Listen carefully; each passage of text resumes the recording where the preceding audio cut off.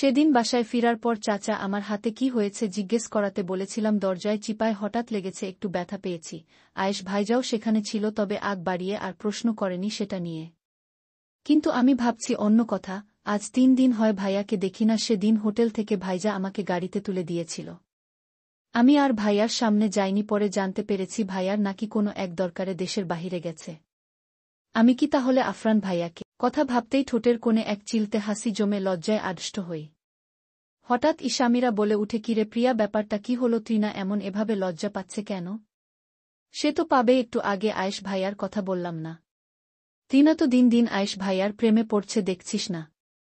ওই দিন দেখলি না, গলা লাভ বাইক নিয়ে ঘুরছিল। অবশ্য আয়েশ ভাইয়া একটু রোমান্টিক, সেটা দেখেই বোঝা যায়। প্রেমের কথায় তৃণর মুখটা একটু মলিন হয়। তোমাদের আয়েশ ভাইয়া যে রোমান্টিক সেটা কিভাবে জানো? কথার আওয়াজ শুনে 3 জন পিছে ঘুরল।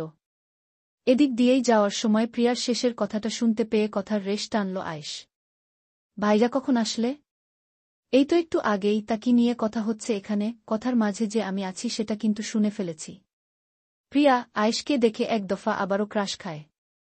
চুলগুলো গুছানো, ফর্সা গায়ে লাল মেরুন টি-শার্ট পরে আছে, কালো প্যান্ট।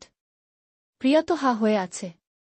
তৃণা প্রসঙ্গ পাল্টে বলল, তোরা গল্প কর, আমি আসছি বলে আয়েশের পাশ কেটে চলে যাওয়ার মাঝেই আয়েশ ওর বা হাত ধরে বলে, তোমার সাথে কথা আছে। তৃণা আয়েশের দিকে তাকিয়ে হাত ছুটানোর জন্য হাত মুচড়িয়ে যাচ্ছে।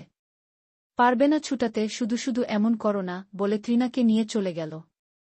শামিরা আর প্রিয়া মিটিমিটি হাসছিল। ওরা যাওয়ার পর পাহাড় সমান হাসিগুলো ছাড়ল। আয়েশ তৃণাকে নিয়ে একটা খালি রুমে গিয়ে দরজা আটকিয়ে দিল। ভাইয়া প্লিজ হাত ছাড়ুন বলছি, আমার ব্যথা লাগছে। মিথ্যে বলবি না, আমার উপর এখনো রেগে আছিস তাই না? তাই এমন করছিস? দেখুন আমার খারাপ লাগছে, হাত ছাড়ুন। আপনি তো কখনো এমন জোট করেননি, তাহলে আজ এমন করছেন কেন? করিনি তো কি হয়েছে, আজ থেকে করব। তুই আমার কথা একটু ভাবিস কি? এতদিন হয়েছে আমাদের এঙ্গেজমেন্ট হয়েছে, ইচ্ছে করে একটু কথা বলেছিস কি? আমার কষ্ট হয় না? তোকে আমি ভালোবাসি, এটাই কি আমার ভুল? বল। আমি জানি না, কিন্তু আমি কাউকে ভালোবাসি না। আয়েশ ওর হাত ছেড়ে বাহুশক্ত করে ধরে বলল, কেন? কেন বাসিস না? আমি কি তোকে কোনো কিছুতে কিছু বলি? তোকে তো আমি বকিও না তাহলে? এতটা বছর নিঃশব্দে ভালোবেসে এসেছি, আজ পর্যন্ত তোকে ছুঁয়েও দেখিনি। আমার ভালোবাসা তোর চোখে লাগে না? কি করছেন কি? ছাড়ুন বলছি, আমার ব্যথা লাগছে খুব। আয়েশ এবার তৃণাকে ছেড়ে দেয়। আমাকে ছুবেন না বলে দিলাম, আমার ভালো লাগে না অন্য কেউ আমায় ছুলে, অন্য কারো স্পর্শে আমার অস্বস্তি হয়। আয়েশ ওর দিকে তাকিয়ে রইল অসহায়ের মতো। এতটা ভালোবেসেও তার মন ছুতে পারল না। সামান্য স্বাভাবিক ছোঁয়াটাকে এত কিছু মনে করছে। আজ আয়েশের ধৈর্যের বাঁধ ভেঙেছে। তাই তো চোখ দিয়ে পানি পড়ছে। আরে ভাইজা, এভাবে কাঁদছেন কেন? আমি তেমন কিছু বলিনি তো। কাঁদবেন না আপনি। আয়েশ হঠাৎ করেই ওকে জড়িয়ে ধরে বলে, প্লিজ তৃণা, আমাকে তুই ফিরিয়ে দিস না, আমি বড্ড ভালোবাসি তোকে। তৃণা কিছু বলার মতো আর সাহস পেল না। হঠাৎ বাহিরে কিছুর আওয়াজে তৃণাকে ছেড়ে দেয় আয়েশ। দরজা খুলে বুঝার চেষ্টা করে কি হয়েছে, কিন্তু সব কিছুই স্বাভাবিক। তৃণা পেছন থেকে বলে উঠে, উফ, এই ফুলদানিটা কিভাবে পড়ল? তৃণার কথায় আয়েশ নিচের দিকে তাকায়। এত বড় একটা ফুলদানি বাতাসে তো পড়ে যাওয়ার কথা না, কিভাবে পড়ল? হয়তো কেউ যাচ্ছিল, ধাক্কা খেয়ে পড়ে গেছে, কিন্তু এটাও কিভাবে সম্ভব? যদি কেউ অনিচ্ছাকৃতভাবে ফেলত তাহলে নিশ্চয়ই এখানেই থাকত এটা তোলার জন্য। আয়েশের সন্দিহান দৃষ্টি চারদিকে কাউকে খুঁজার চেষ্টা করল। তৃণা আর এখানে দাঁড়িয়ে না থেকে বলল, ভাইজা প্লিজ আমাকে সাইড দেন, আমার এখানে ভালো লাগছে না। আয়েশ আর কথা না বাড়িয়ে সাইড দিয়ে দেয়। রাত প্রায় 1-1টার উপরে বাজে হয়তো। তৃণা বাড়িতে ঢুকে প্রথমেই আফরানের রুমে গিয়ে দরজা হালকা ঠেলে উকি মারে। নাহ, তার মিস্টার সাইকো এখনো আসেনি। মূলত এটা দেখার জন্যই বাড়িতে আসা। সাথে সাথে মনটা খারাপ হয়ে গেল আফরানকে না পেয়ে। নিজের রুমে যাওয়ার পথে ছাদ থেকে কিছুর আওয়াজ শুনতে পেল। তৃণা ভয়ে ঢুক গিলল। এই বুঝি ভূত এসে তাকে নিয়ে যাবে। আবারও কিছু ভাঙার আওয়াজ পেল। আচ্ছা, ছাদে কি কেউ আছে? এত আওয়াজ কিসের হচ্ছে? চোর ঢুকেনি তো আবার? 3 পা টিপে টিপে সিঁড়ি বেয়ে উঠতে লাগল। ছাদের দরজার কাছে গিয়ে উকি দিল, কাউকে দেখতে পেল না। দরজা খুলে ছাদে ঢুকে বা সাইডে গিয়ে চোখ আটকাল।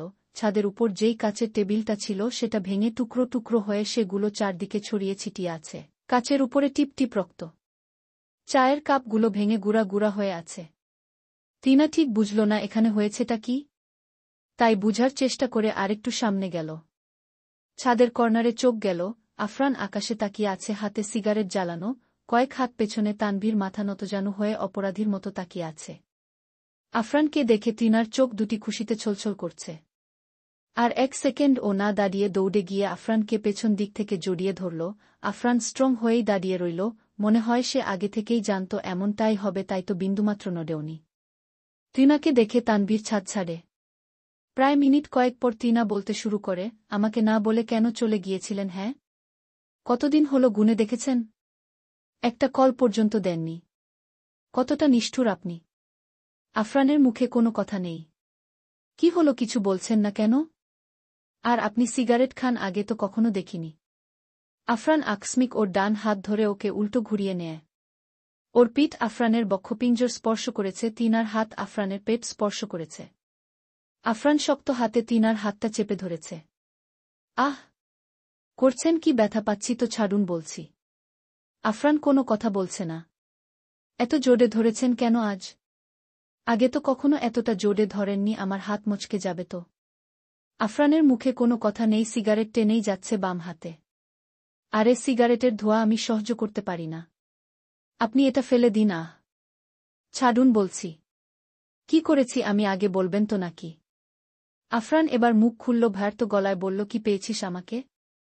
যেভাবে ইচ্ছা খেলবি, যা ইচ্ছা করে বেরাবি, যার তার সাথে রুম শেয়ার করবি। কিসব বলছেন আপনি? ন্যাকামু করবি না একদম। সুযোগ পেয়েছিস অমনি উড়া শুরু করেছিস। লজ্জা করে না তোর? এতই সান্নিধ্য দরকার তোর? 2 দিনের জন্য বাহিরে ছিলাম, অমনি একা রুমে মানুষ নিয়ে ঢুকে পড়েছিস। বলে হাতের জ্বলন্ত সিগারেটটা টিনার বাদিকের ঘাড়ে ধরল।